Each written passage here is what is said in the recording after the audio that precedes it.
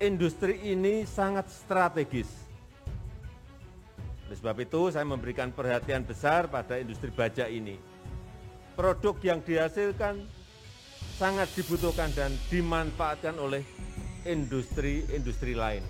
Momen langka, Presiden Jokowi jadi sopir Menteri Luhut, Menteri Erik dan Puan Maharani di peresmian pabrik baja PT Krakatau Steel.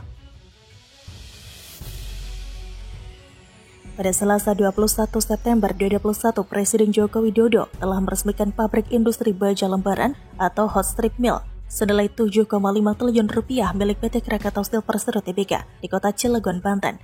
Pabrik ini diklaim sebagai pabrik dengan teknologi modern terbaru kedua di dunia setelah pabrik yang dibangun di Amerika Serikat. Melalui pangkalan TNI Angkatan Udara Atang Senjaya, Kabupaten Bogor, Kepala Negara bersama rombongan lepas landas menuju kota Cilegon dengan menggunakan helikopter Super Puma TNI Angkatan Udara. Dilansir dari detik.com, setibanya di lokasi, Presiden Jokowi langsung mendengarkan paparan terkait pabrik baja dan pembubuhan tanda tangan di salah satu bagian dalam pabrik.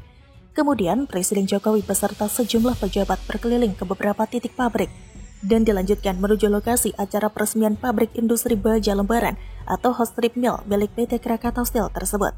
Pada acara peresmian tersebut ada momen menarik saat Presiden Jokowi berkeliling pabrik didampingi Menteri BUMN Erick Thohir, Menteri Koordinator Bidang Kemaritiman dan Investasi Menko Marves Luhut Binsar Panjaitan, hingga Ketua DPR RI Puan Maharani.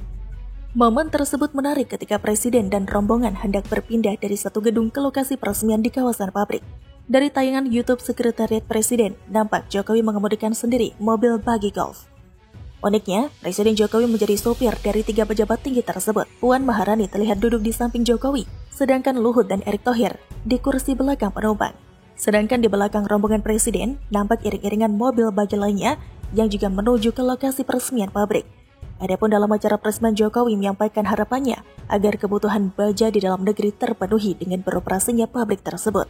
Pada pidatonya, Presiden Jokowi mengungkapkan bahwa ia berharap tidak akan ada lagi impor-impor yang dilakukan lagi.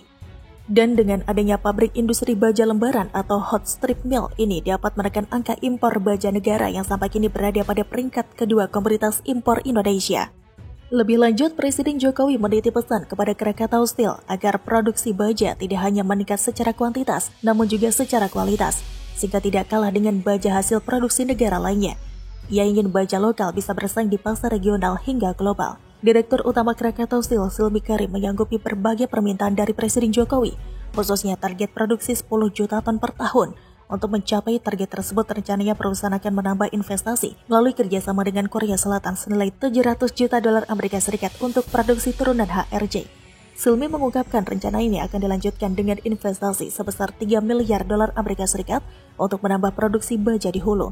Ia juga yakin kehadiran pabrik yang akan menghasilkan HRC dengan ketebalan cuma 1,4 mm ini akan bisa mengisi pangsa pasar otomotif yang membutuhkan kualitas baja terbaik. Mantan Gubernur DKI Jakarta itu juga menekankan bahwa transformasi badan usaha milik negara atau BUMN harus terus berjalan meskipun di tengah pandemi COVID-19 yang melanda saat ini. Dikutip dari setkap.go.id pada Selasa 21 September 2021, Presiden Jokowi mengatakan transformasi BUMN menjadi keharusan agar BUMN menjadi kelas dunia yang semakin profesional dan yang semakin kompetitif. Presiden juga menegaskan akan memberikan pelayanan yang lebih baik kepada masyarakat dan membuka banyak lapangan pekerjaan di negara ini, serta berkontribusi lebih besar pada pendapatan negara. Ia juga menyampaikan bahwa dirinya juga memberikan perhatian besar terhadap transformasi dan restrukturisasi yang dilakukan PT Krakatau Steel Persero Tbk.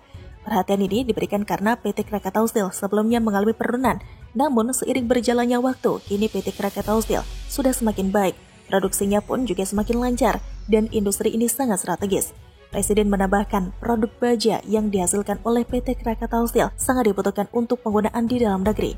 Selama 5 tahun terakhir, kebutuhan baja Indonesia meningkat hingga 40% yang dipicu oleh pembangunan infrastruktur yang dilakukan, serta kebutuhan untuk industri lainnya, terutama industri otomotif.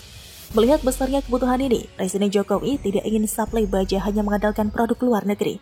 Oleh karenanya, Hot Strip Mill 2 diharapkan mampu menekan angka impor sehingga memacu pertumbuhan ekonomi Indonesia, juga bisa menghemat devisa 29 triliun rupiah per tahun.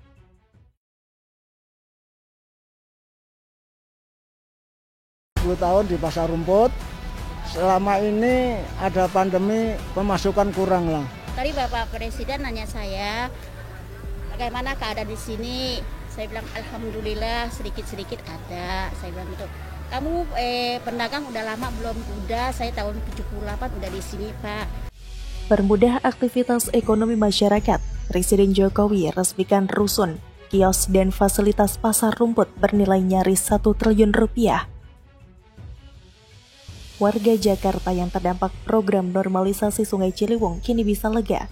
Pasalnya Presiden Republik Indonesia Joko Widodo baru saja meresmikan rumah susun atau rusun pasar rumput pada Senin 20 September 2021 pagi. Tidak hanya untuk warga terdampak normalisasi Sungai Ciliwung saja, rusun yang dibangun sejak tahun 2016 ini juga untuk menyediakan hunian murah dan terjangkau di lokasi strategis bagi warga Jakarta lainnya. Sehingga dengan program ini, pemerintah bisa meringankan beban masyarakat. Dalam sambutannya, Presiden Jokowi bersyukur pembangunan rusun pasar rumput yang menghabiskan biaya sekitar 970 miliar rupiah itu telah rampung.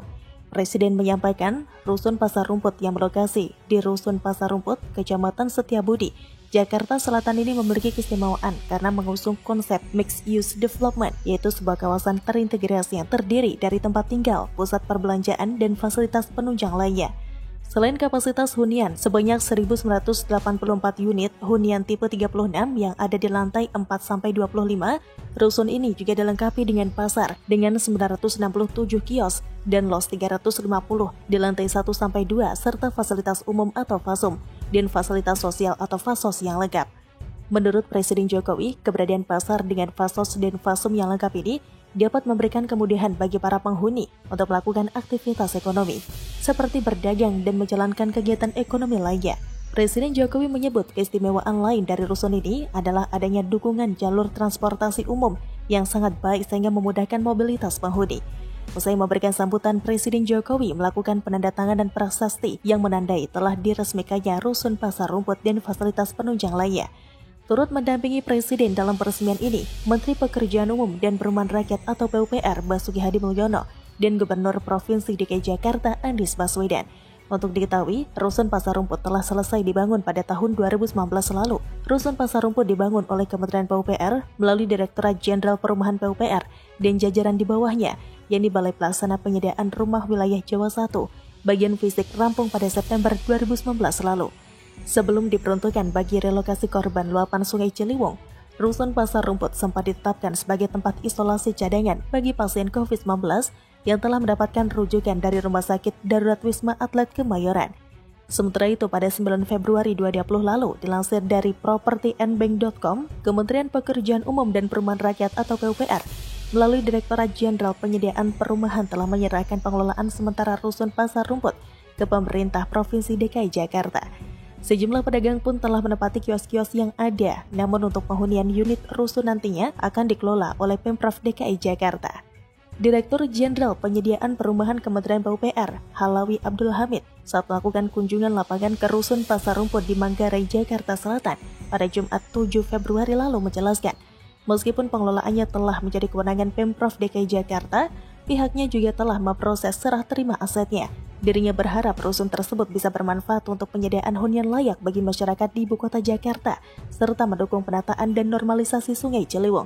Berdasarkan data yang ada, serah terima pengelolaan Rusun Pasar Rumput tersebut dilaksanakan pada 20 September 2019 lalu antara Kepala Satuan Kerja Pengembangan Perumahan Kementerian PUPR, Bisma Setaniarto, dengan Kepala Badan Pengelola Aset Daerah Pemprov DKI Jakarta, Pujiono.